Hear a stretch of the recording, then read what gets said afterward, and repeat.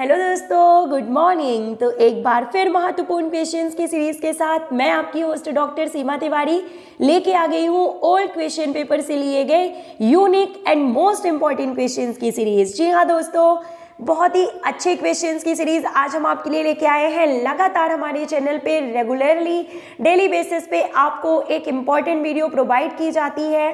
तो अगर आप पहली बार हमारे चैनल पे विजिट कर रहे हैं तो चैनल को सब्सक्राइब जरूर कर लें और डेली अपलोड होने वाले वीडियोस का नोटिफिकेशन आपको मिलेगा और आप नोटिफिकेशन मिलते ही वीडियो को एक बार क्लिक जरूर किया कीजिए दोस्तों। जब भी टाइम मिले तब भी एक बार आप नोटिफिकेशन पे जाके और क्लिक करके वीडियो को जरूर देखा कीजिए ताकि इन इम्पॉर्टेंट क्वेश्चंस का रिवीजन लगातार होता रहे और आप प्रिपरेशन करते रहें सभी कॉम्पिटिटिव एग्जाम्स की। और जैसे एग्जाम होते हैं तो आप सफलता हासिल कर सकें इन एग्जाम्स में, इसी उद्देश्य से ये वीडियो लगातार अपलोड की जाती हैं जो कि आपके लिए और सिर्फ आपके लिए ही बनाई जाती हैं। तो शुरू करते हैं इंपॉर्टेंट क्वेश्चन नंबर 1 से। Let's start with question number 1। Which of the following object does not serve as a lever, यानी कि निम्नलिखित में से कौन सी वस्तु लीवर के रूप में कार्य नहीं करती है। और करेक्ट आंसर तो आप सभी ने गैस ही कर लिया होगा, option number B is correct here, tennis ball. Tennis ball ही वो ऑब्जेक्ट है दिए गए ऑप्शंस में से जो कि लीवर के रूप में कार्य नहीं करती। दोस्तों बता दें आपको कि बायोमैकेनिक्स एंड किनेसियोलॉजी का एक महत्वपूर्ण टॉपिक है जो कि है लीवर। और 3 तरह के लीवर जो होते हैं वो मानव शरीर में पाए जाते हैं, lever first, lever second and lever third. तो जो फर्स्ट टाइप के लीवर की पहचान है वो हम आपको बता देते हैं कि इसमें जो फलक्रम होता है वो फोर्स और रेसिस्टेंस के बीच में होता है, ये इसका आइडेंटिफिकेशन है। लीवर 2 में क्या होता है कि जो रेसिस्टेंस होता है वो फलक्रम एंड फोर्स के बीच में होता है। और लीवर थर्ड जो होता है उसमें फोर्स जो है वो फलक्रम और रेसिस्टेंस के बीच में होता है। तो 3 तरह के लीवर मानव शरीर में पाए जाते हैं। जो मानव शरीर की जो लंबी हड्डियां होती हैं, जो लॉन्ग बोन्स होती हैं हमारे शरीर में, वो मुख्यतः लीवर या उत्तोलक के रूप में कार्य करती हैं और सहारा प्रदान करती हैं और साथ ही साथ बहुत से मैकेनिकल जो वर्क हम करते हैं उनको करने में हेल्पफुल होती हैं। मूव करते हैं नेक्स्ट क्वेश्चन की ओर कि which of the following is considered as an active form of warm up, यानी कि निम्नलिखित में से किसे वार्म अप के सक्रिय रूप में जाना जाता है, सक्रिय रूप में जाना जाता है। And calisthenic is correct answer. जी हाँ दोस्तों, free hand exercises, calisthenic exercises warm up के एक्टिव फॉर्म के रूप में जानी जाती हैं। आप सभी को पता है कि किसी भी मेन एक्टिविटी को परफॉर्म करने से पहले और कोई भी अगर आप डेली रूटीन एक्सरसाइज भी करते हैं तो सबसे पहले वार्म अप किया जाता है, जिसमें आप PT exercises, free hand exercises या छोटी मोटी जो टो से स्टार्ट करके सभी बॉडी पार्ट्स की जो एक्सरसाइजेज हैं वो आप करते हैं, फ्री हैंड एक्सरसाइजेज, जिन्हें हम कैलिस्थेनिक के रूप में जानते हैं। तो ये एक प्रकार का सक्रिय वार्म अप होता है जिससे ब्लड का सर्कुलेशन बढ़ जाता है और इंजरीज का डर जो है वो कम हो जाता है। ठीक है, नेक्स्ट देखिए क्या है यहाँ पे, एक और इम्पॉर्टेंट जो टॉपिक है या टर्म है डायथर्मी। डायथर्मी से भी क्वेश्चन पूछा जा सकता है और अच्छा क्वेश्चन है, इसे हम आपको बता देते हैं कि ये एक प्रकार की इलेक्ट्रोथेरेपी यानी कि विद्युत चिकित्सा विधि होती है और इसके अंतर्गत विद्युत धारा प्रवाह के माध्यम से शरीर के अंगों में ऊष्मा उत्पन्न करके और फिर जो है इसका यूज किया जाता है घाव को भरने के लिए। ऊतकों की गहराई तक, यानी कि काफी गहराई तक जो है अगर जो बोन्स हो जाते हैं या घाव हो जाते हैं तो उनको भरने के लिए इस प्रकार की डायथर्मी यानी इलेक्ट्रोथेरेपी का यूज किया जाता है। और डायथर्मी जो है इसकी रेंज के आधार पे, यानी कि कितनी तीव्रता वाली जो विद्युत तरंगे हैं वो प्रोवाइड की जा रही है, उस आधार पे इसे long wave diathermy, short wave diathermy एवं माइक्रोवेव डायथर्मी में डिवाइड किया गया है। और डायथर्मी के अलावा diapulse therapy, ultrasound therapy, infrared therapy एवं अल्ट्रावायलेट रेज थेरेपी भी इलेक्ट्रोथेरेपी में शामिल किए जाते हैं। ठीक है, तो ये स्पोर्ट्स मेडिसिन का टॉपिक है जो कि बहुत अच्छे से आपको प्रिपेयर करना है दोस्तों। स्पोर्ट्स मेडिसिन से बहुत से क्वेश्चन एग्जाम में बनते हैं। नेक्स्ट देखिए, अगेन एक मोस्ट इंपॉर्टेंट क्वेश्चन स्क्रीन पे है कि निम्नलिखित में से कौन सा एक प्रकार का टूर्नामेंट नहीं है। तो देखिए, नॉकआउट एक प्रकार का टूर्नामेंट है, लीग एक प्रकार का टूर्नामेंट और कंसोलेशन, ये तीनों ही टूर्नामेंट है। लेकिन जो लॉट सिस्टम है ये किसी भी प्रकार के टूर्नामेंट में शामिल नहीं किया जाता। और देखिए दोस्तों, टूर्नामेंट की बात अगर आई है तो रिवाइज करा ही देते हैं कि 4 प्रकार के टूर्नामेंट्स होते हैं। नंबर 1 नॉकआउट, जिसे एलिमिनेशन टूर्नामेंट भी कहते हैं, यानी कि इस प्रकार के टूर्नामेंट में एक बार जो टीम पराजित हो जाती है उसे तुरंत बाद ही प्रतियोगिता से बाहर कर दिया जाता है और उसे खेलने का दोबारा अवसर मिलता ही नहीं है। तो इसे हम कहते हैं नॉकआउट टूर्नामेंट, यानी कि बाहर, हारे और बाहर। दूसरा है लीग टूर्नामेंट, जिसे राउंड रॉबिन टूर्नामेंट के नाम से भी जानते हैं। थर्ड है देखिए आपका कॉम्बिनेशन टूर्नामेंट। कॉम्बिनेशन का मतलब है कि 2 टूर्नामेंट्स का मिक्सचर, जिसमें knockout come knockout, knockout come league, league cum league and league cum knockout, ये 4 तरह के आते हैं। और एक कंसोलेशन फोर्थ नंबर पे जो आता है वो है चैलेंज टूर्नामेंट, ये होता है आपका चैलेंज टूर्नामेंट। और जो यहाँ पे एक और टर्म होता है, बता दें आपको, जो है कंसोलेशन टूर्नामेंट, जो यहाँ पे लिखा हुआ है, तो ये कंसोलेशन टूर्नामेंट नॉकआउट या एलिमिनेशन टूर्नामेंट का ही एक प्रकार है, जो कि कंसोलेशन टाइप फर्स्ट एवं टाइप सेकंड के नाम से जाना जाता है। Okay, let's move to next question now.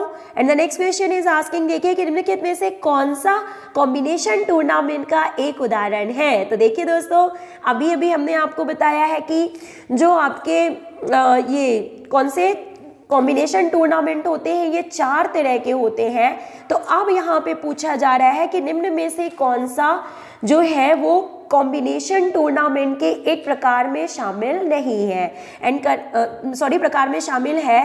और करेक्ट आंसर है यहाँ पे नॉकआउट कम नॉकआउट। ठीक है, knockout come knockout, league cum league, league cum knockout and knockout come league, ये 4 तरह के, जब कोई भी 2 तरह के टूर्नामेंट मिक्स होते हैं आपस में तो उन्हें बोलते हैं उन्हें बोलते हैं कॉम्बिनेशन टूर्नामेंट। नेक्स्ट क्वेश्चन देखिए कि विच among the following is not an advantage of league.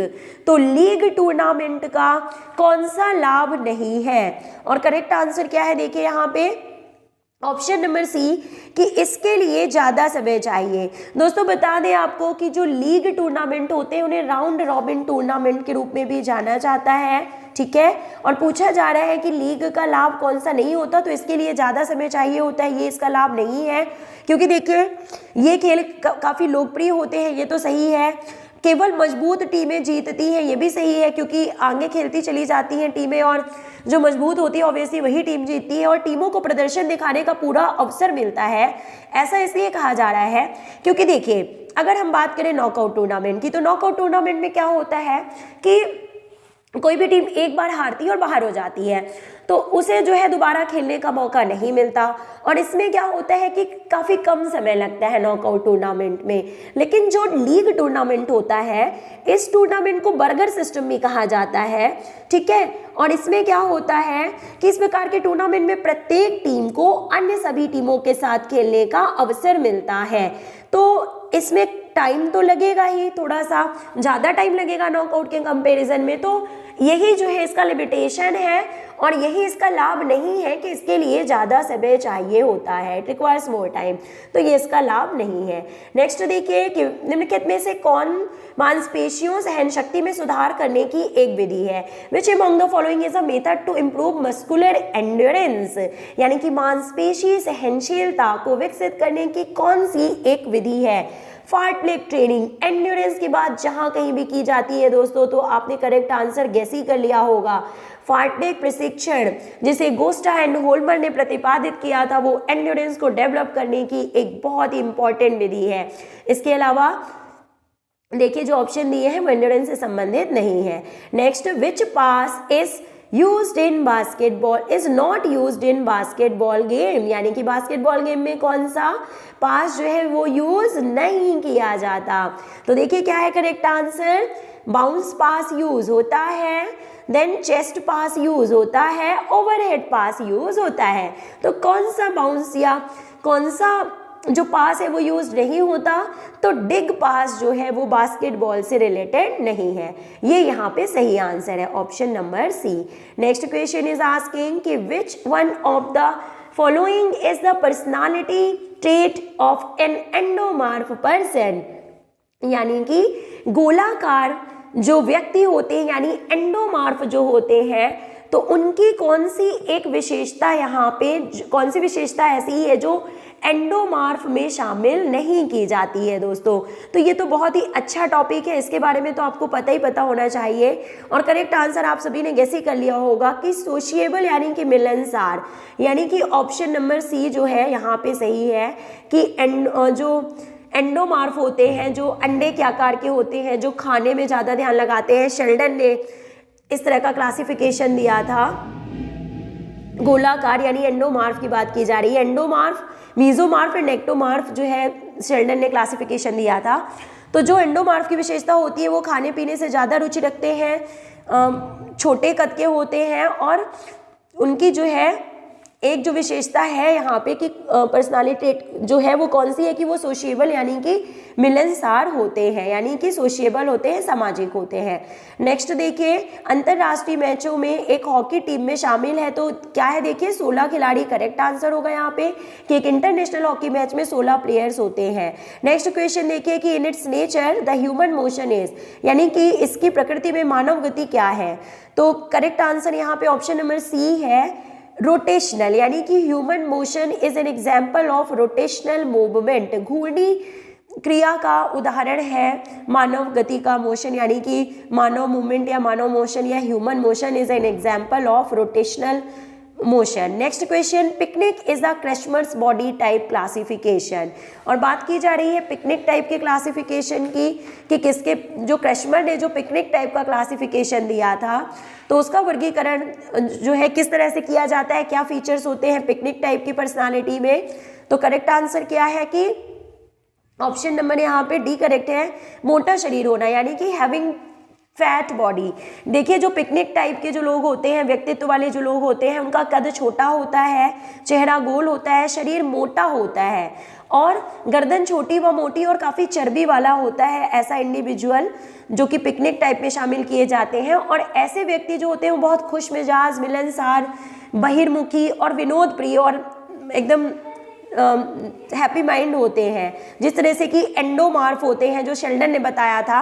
इससे पहले वाले क्वेश्चन में हमने बताया कि एंडोमॉर्फ जो होते हैं वो सोशिएबल होते हैं, यानी कि सामाजिक होते हैं। उसी तरह से ये पिकनिक भी होते हैं। और देखिए क्रैशमर ने पिकनिक के अलावा एथलेटिक और एस्थेनिक टाइप पर्सनालिटी भी बताया था। तो एथलेटिक का मतलब तो आप सभी को पता है कि मांसपेशियां मजबूत और शरीर शक्तिशाली होता है ऐसे इंडिविजुअल्स का।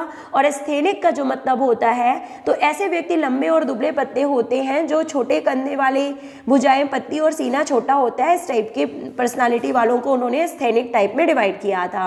तो ये सभी भी आपको पता होना चाहिए दोस्तों। नेक्स्ट क्वेश्चन देखिए कि if 28 teams are participating in a tournament then the total number of rounds, अगर 28 टीमें हैं और एक टूर्नामेंट में भाग ले रही हैं तो राउंड की कुल संख्या कितनी होगी। तो ऑप्शन नंबर यहाँ पे 3 इज करेक्ट ईयर, यानी कि 3 होगी। नेक्स्ट क्वेश्चन देखिए कि प्राणायाम इज द, प्राणायाम क्या है। तो ऑप्शन नंबर डी यहाँ पे सही है, अष्टांग योग का चौथा चरण, 4th स्टेप ऑफ अष्टांग योग। यानी कि जो अष्टांग यानी कि 8 भाग बताए गए थे अष्टांग के, यम, नियम, आसन, प्राणायाम, प्रत्याहार, धारणा, ध्यान, समाधि। तो आपने काउंट ही कर लिया होगा कि प्राणायाम जो है वो अष्टांग योग के चौथे चरण के रूप में जाना जाता है और इसे बहिरंग कहते हैं। शुरू के जो 4 चरण होते हैं, शुरू के जो 5 चरण होते हैं उन्हें बहिरंग कहते हैं और लास्ट के जो 3 चरण होते हैं उन्हें अंतरंग के रूप में जाना जाता है। तो ये 8 चरणों से मिलकर बनता है अष्टांग योग। नेक्स्ट क्वेश्चन देखिए कि N example of hinge joint, hinge joint की बात की जा रही है, यानी कि freely movable joint. Hinge joint यानी फ्रीली मूवेबल ज्वाइंट का एग्जाम्पल निम्न में से कौन है। तो नी यानी कि घुटने की संधि, हिंज ज्वाइंट यानी कि फ्रीली मूवेबल ज्वाइंट में आते हैं। लेकिन बता दें आपको कि फ्रीली मूवेबल का मतलब होता है साइनोवियल ज्वाइंट या पूरी तरह से मूवमेंट शो करने वाले ज्वाइंट्स, जिन्हें डायथ्रोसिस के रूप में भी जाना जाता है। तो ये मेन जो इनका ज्वाइंट का टाइप है हिंज ज्वाइंट वो हो गया डायथ्रोसिस, फ्रीली मूवेबल और साइनोवियल जॉइंट। लेकिन अगर हम पर्टिकुलर हिंज जॉइंट की बात करें जो कि एक टाइप होता है साइनोवियल जॉइंट का, तो ये एक साइड ही सिर्फ मूवमेंट इनमें पाया जाता है, सिर्फ एक ही प्लेन में मूवमेंट कर सकते हैं, जो कि हमारे नी और एल्बो में पाए जाते हैं, हाथ में कोहनी में और पैरों में घुटने में। इस तरह की जो जॉइंट है कब्जा संधि जिसे बोलते हैं, जिस तरह से दरवाजे होते हैं हमारे घर के वो एक ही दिशा में जाते हैं, तो वो इस तरह से नी और एल्बो जॉइंट जो है वो हिंज जॉइंट के एग्जाम्पल हैं। ठीक है, last question of the series कि क्रिकेट में समय बर्बाद करना अनुचित है और उसका परिणाम क्या होगा। तो दोस्तों इस क्वेश्चन का आंसर आप सभी को पता होगा, तो करेक्ट आंसर कमेंट बॉक्स में लिख के बताइएगा।